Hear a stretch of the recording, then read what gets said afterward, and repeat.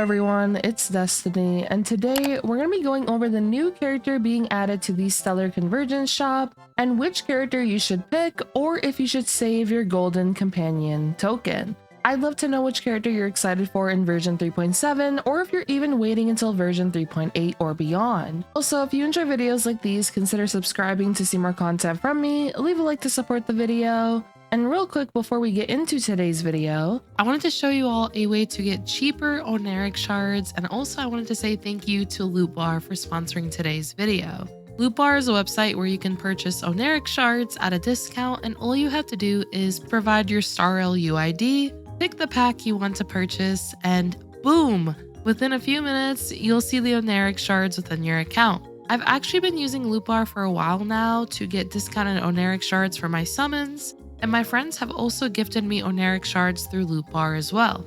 And not only that, if you also play Genshin Impact, Wuthering Waves, Zenless Zone Zero, you can also get discounted currency for those games on Loot Bar as well. Loot Bar has great reviews from users. You can check out Loot Bar using my link in the description down below or my pinned comment. And now let's carry on with today's video. In version 3.7, Topaz and Numby will be added to the Stellar Convergence shop, and during version 3.7 through version 4.0, if you log in, you'll be able to get one free Golden Companion token, which allows you to pick a 5-star from the Stellar Convergence shop for free. The shop features the original standard banner characters, as well as Ruan Mei, Luocha, and now Topaz will be added in version 3.7. Some important details regarding the token and the shop is that Golden Companion tokens will not expire, and the shop will eventually add more limited 5-star characters, and Ruan Mei, Luocha, and Topaz will remain permanently in the shop. In regard to Ruan Mei, Luocha, and Topaz, let's go over the benefits of each of them. Starting off with Ruan Mei, she's an Ice Harmony character who can provide numerous beneficial buffs that allows her to be a flexible option for teams. When it comes to Ruan Mei's kit, Ruan Mei's skill will allow Ruan Mei to gain Overtone for 3 turns. And when she has Overtone, she'll be able to increase all allies' damage by 32% at level 10, and also increases allies' weakness breaking efficiency by 50%. One of Ruan Mei's traces, Candle Lights on Still Waters, will allow the damage increase from her skill to further increase by 36%, as long as her break effect reaches 180% in battle. And this now results in a 68% damage increase for the entire team through her skill. As for the additional weakness breaking efficiency, this will now allow you to break enemies at a faster rate and is especially useful for break-oriented teams, as additional weakness breaking efficiency not only helps you break enemies faster, but can also improve the super break damage you deal onto enemies. As for Ruan Mei's ultimate, she'll deploy a zone for 2 turns, which will increase all allies' ult-type res pen by 25%.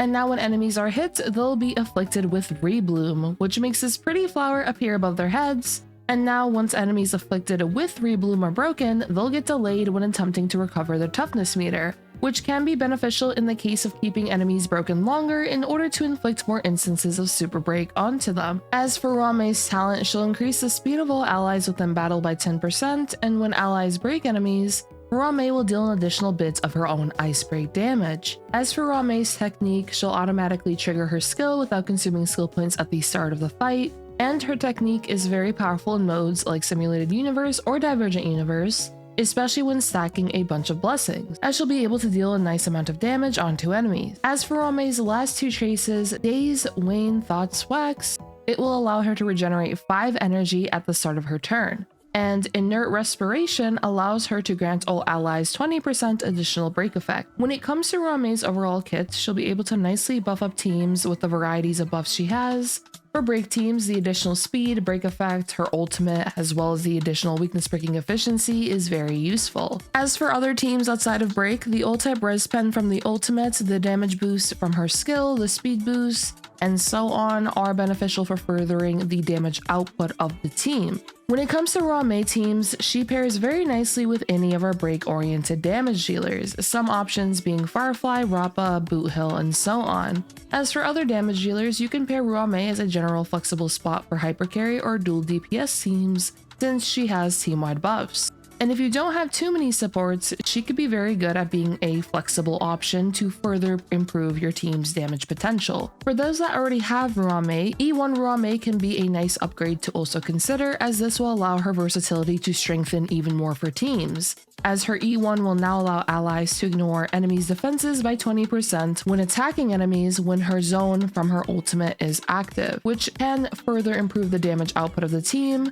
and majority of teams can nicely take advantage of this to deal more damage now onto enemies, which allows it to be a strong Eidolon consideration for her to have even more flexibility and value in relation to her buffing capabilities. Now for Luocha, he's an imaginary abundance character who skills off of attack for his healing. When it comes to Luocha's skill, he will heal based on 60% of his attack plus 800 at level 10, and Luocha will gain 1 stack of Abyss Flower after using his skill. Luocha also has an emergency heal in this kit, which will trigger his skill without using any skill points whenever an ally's HP is at 50% or below, and this can be triggered again after 2 turns. Luocha will gain 1 stack of Abyss Flower from his emergency heal as well, and this is overall a very nice quality of life factor he has. Additionally, Luocha's Trace Cleansing Revival will allow him to cleanse 1 debuff on an ally, which is another benefit to his sustaining capabilities. As for his ultimate, he will deal damage onto all enemies, remove a buff from all enemies, and he'll also gain 1 stack of Abyss Flower when using his ultimate.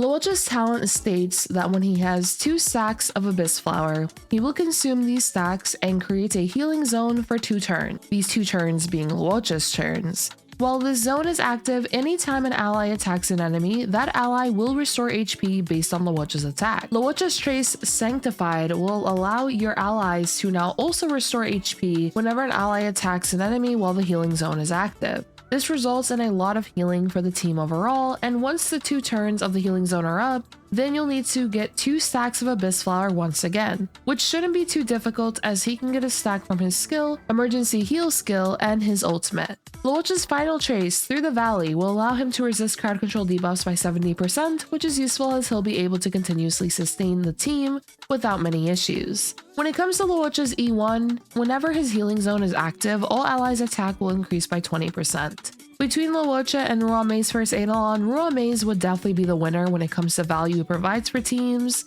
through improved damage output as well as being able to provide more value for characters who rely on other stats other than attack. For example, HP scaling damage dealers. When it comes to Luocha on teams, he will be a flexible option as he'll ensure your team is healthy when it comes to the constant flow of healing, especially through his healing zone. Now we have Topaz and Numby, which will be the new character added to the shop in version 3.7.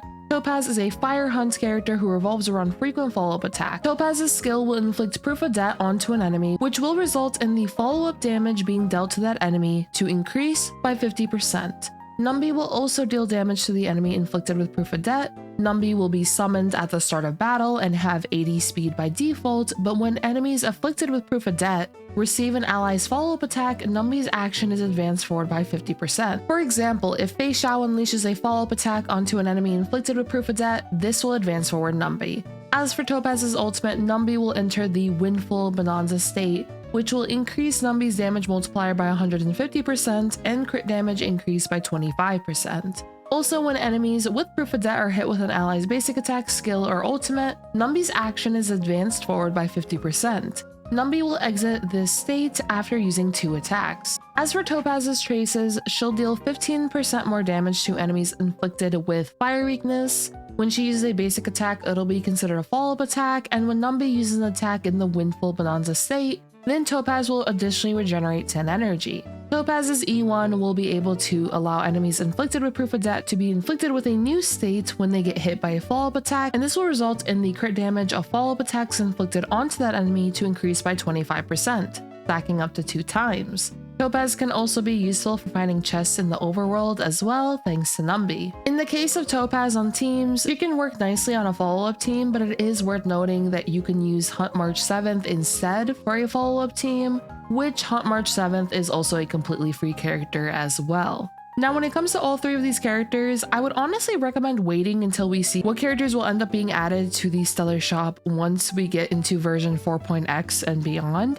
as the Gold Companion token won't expire. However, if you do want to use the Golden Companion token, I would recommend Ruan Mei if you don't have her at all, and are lacking supports on your account as well. But that'll be all from me. I would love to know if you intend to use your gold token, or if you'll just be saving your token for the next characters that will eventually be added to the shop. And lastly, if you would like to see more content from me, do make sure to subscribe, leave a like to support today's video, and I hope to see you all next time. Bye bye!